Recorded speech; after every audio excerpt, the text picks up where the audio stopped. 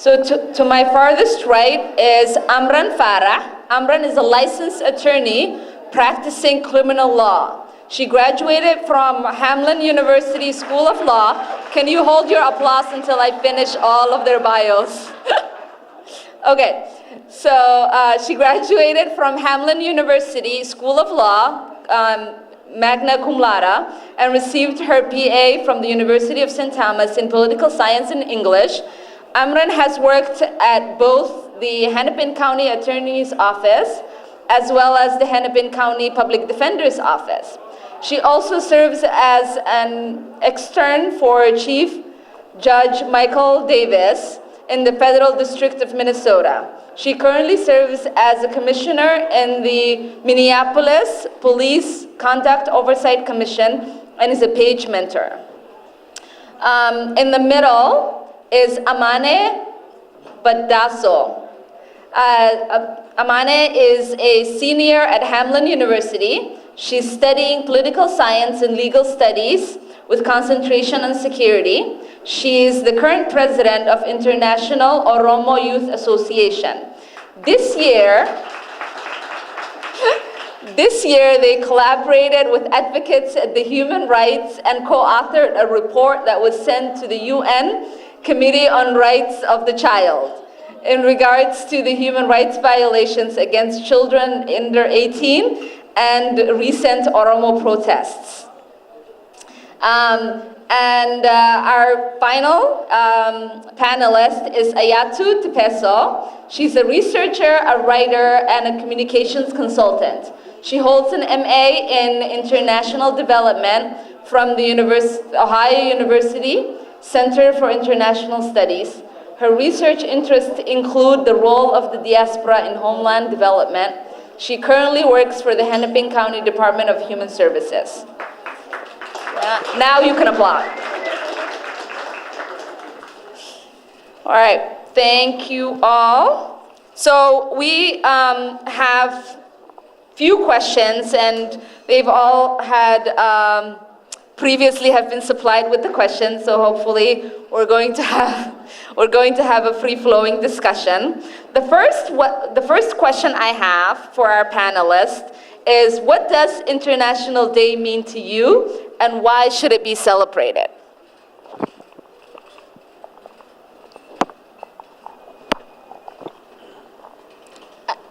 Personally, I think International Women's Day is about celebrating the successes women and those that supported women in the past had, their victories, and also the fact that there's much work to be done in regards to women's rights, both domestically and internationally. So it is something that's personal because I am a woman.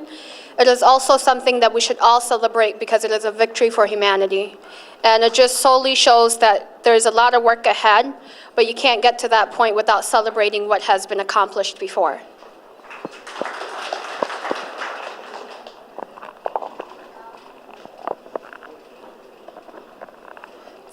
To kind of echo that, I think it's both a time for celebration and also a reminder.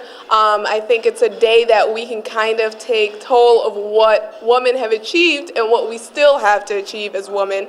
The fact that we actually need to have an International Women's Day tells us that we have much to achieve as women, which is unfortunate given there's so many of us. So I think the fact being able to come in celebration and honor women all across the world for at least one day, if not every day, is needed. But also with that celebration, I think it allows us to take time to think about what we have left to achieve as women.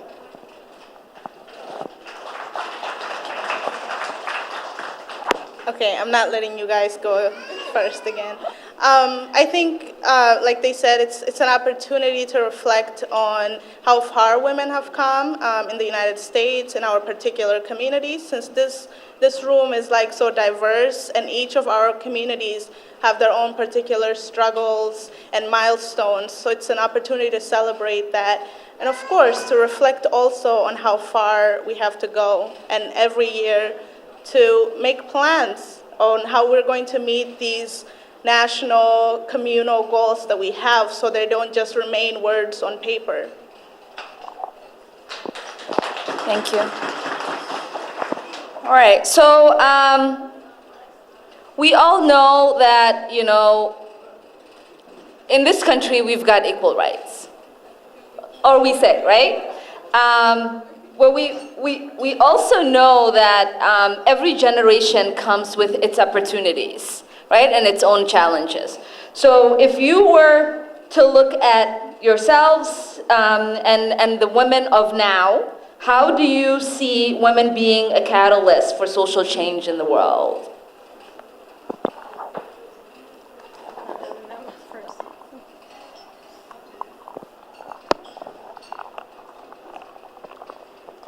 I think women being mothers, are the strongest catalyst for change. The way you raise your children, the way you foster and rear your youngins makes a difference. I think for every person, man or woman, that has actually been able to bring forth change in this world, it's because they've had the opportunities and the environment to be able to flourish. And that's due to a mother, somebody, a sister, a friend, a woman who's been there to allow them to flourish and give them the opportunity to be able to reach the goals that they've done. So I think women are the catalyst for change, because when they are there to make sure that the person is able to achieve their goals. So I think regardless of what time we're at, women will always be the catalyst for change, because they are at the foremost the people that actually,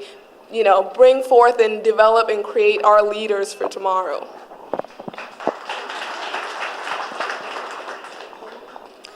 I think there's so many strong women in this room. All the speakers, so many of them were just such strong women, and I love that. I think when we have strong individuals, we can have a stronger community.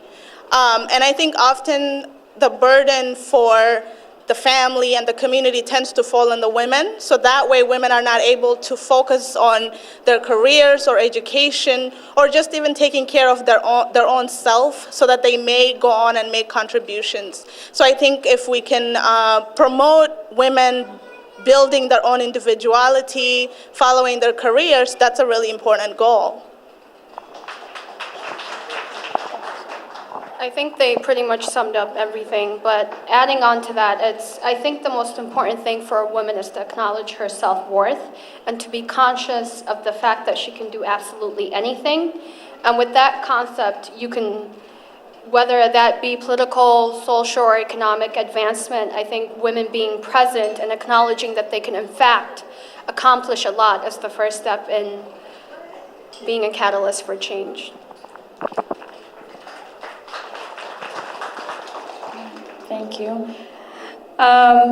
So now that we've talked about how, we can envision ourselves being the catalyst of change, but you can't do that without talking about what are some of the obstacles on our way. So our next question is, what are some chains, some things that are holding us back into seeking complete equality in the world?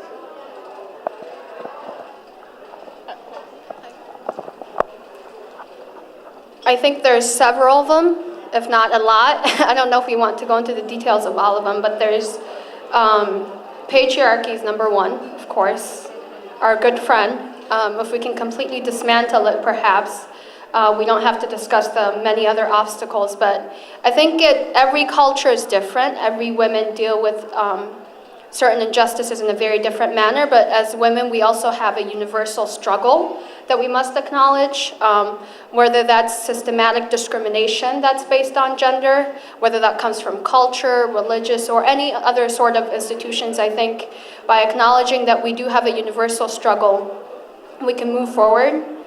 And I think my other panelists can go into the details of what obstacles we have. But personally, as a young woman, coming from a culture that's very patriarchal, it has a lot to do with how you grew up. Perhaps it has a lot to do with the fact that women are meant to do a certain thing that has already been in place for her, not necessarily the thing that she wants to do. And the obstacle that I personally deal with is whether it's how your parents want you to be, whether it's the role that you're supposed to have as a woman. And I think it's up to the parents to empower the young women and tell them that they can do anything, but it's also a lot of culture, a lot of political issues that go into the obstacle aspect of things. I think women's choices are still pretty much limited in the East African community. I know the East African community is very diverse. We have a lot of Somalis here. I'm an Oromo. I'm connected to the Ethiopian diaspora. And I see the way in which women still primarily their role is supposed to be a mother. We're like, oh, when are you getting married? When are you having a kid? That's great, you know, that's an important milestone in a woman's life. However, it shouldn't be presented as the most important. It's just as important if a woman chooses to put her career first and have family later on down the road. So I think these small, individual, familial, community expectations really hold women back.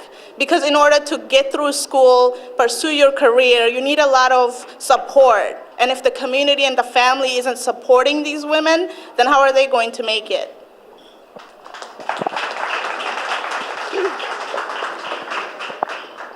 I think one of the biggest burdens is other women. The lack of support that women have for other women. I think we talk a lot about mentorship, but what we really need is sponsorship.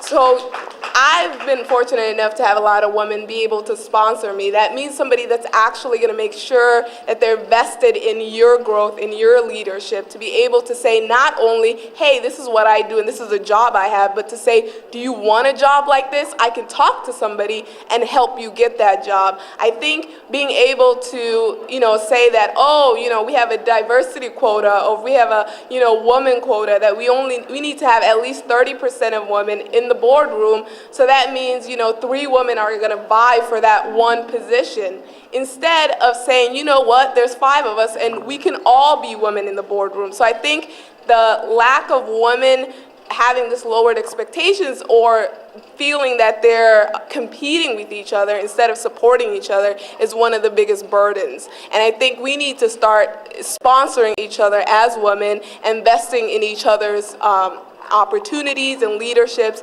and growth, and that's one of the biggest burdens that we feel that, I did it on my own, I got to here on my own, so you should be able to, which we shouldn't be able to put the burden and the struggle that we went through on our daughters and on the young woman. Are we allowed to ask questions? No. What do you think are the most pressing challenges right now? It's only fair, I suppose.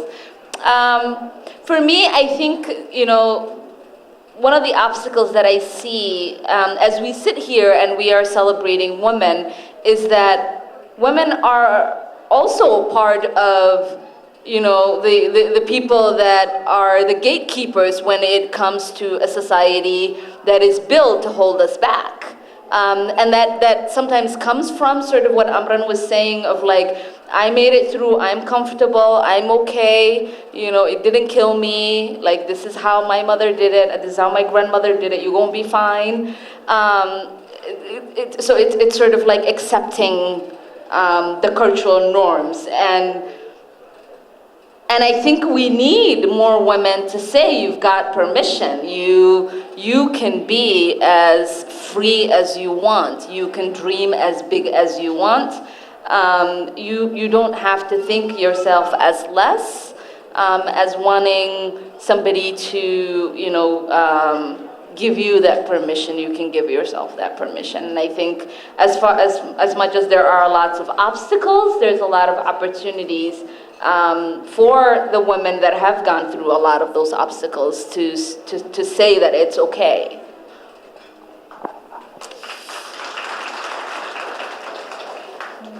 Okay, so our next question is that, okay, so we're here, we're celebrating all of the achievements, these struggles, and all that is women.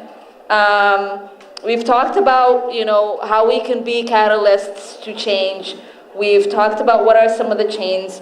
I don't like to live on a heavy note. So what do you think are some things to be excited about? What do you see, what did you hear tonight? What are you noticing in the world? What are, some things that you're hearing from some children? I know that my 12-year-old, the way that she speaks, I'm very optimistic about what the future looks like. And so I want to hear about what are some things that are exciting you about the role of women in the next generation, and maybe later on in our generation. Well, you guys heard the speakers. They were all phenomenal women who are doing so many great things. And I think for me, that's one of the most exciting things, is that women are, women I think have always done things to, for the record. It's just that women are made invisible by a system that values men more. I think the fact that women are gaining more visibility, they're owning the platforms. Women are now editing, they're putting work out there on social media. There's so many women who are making contributions in terms of how we think about the possibilities of what women can do. So I'm really excited about that. The fact that women finally own the platforms and they own their own voices and they don't need permission and they own the table. I think I might be overly way too excited. There's a lot of women that have completely rejected, I don't want to say completely because we still have a lot of work to do, rejected some notions of patriarchy that has crippled and dehumanized women on a global scale. So that's the first. The second is that brilliant statement of you do not need anyone's permission. I think times have changed, and I think, I'm not saying that we have overcome a lot of the obstacles, but I think we're at a point where women can take power, women can lead in all sectors. No sector is bigger or less or better than the other. Women are being present, women are voicing themselves, and women are saying that we too want the share of the bread, and I think that is absolutely powerful. And I think that's something to definitely look forward to.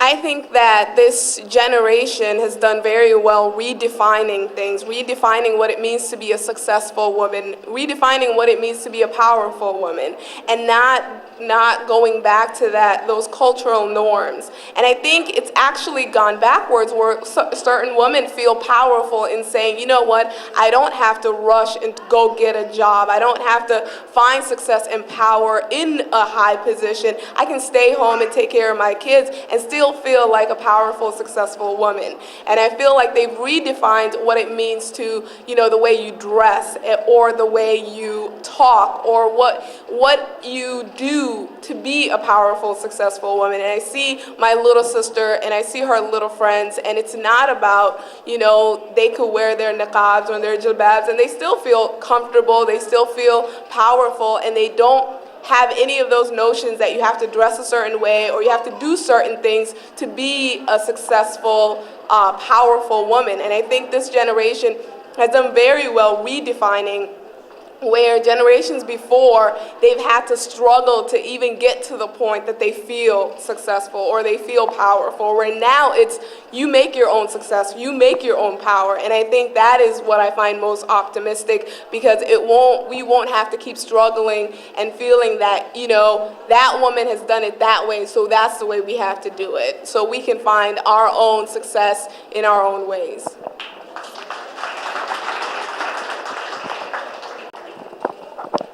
Okay, so that wraps up all the questions I had. Any parting words?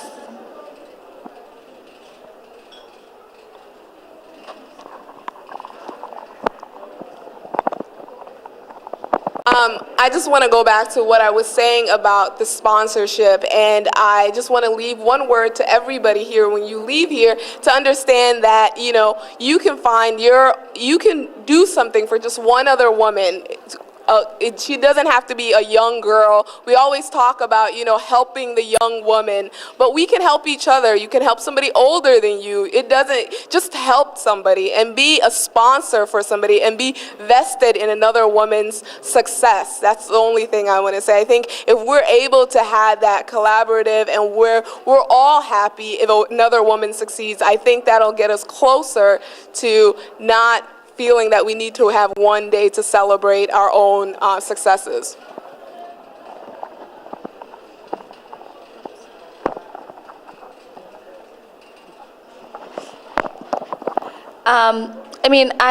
I would like to also echo what Amran said.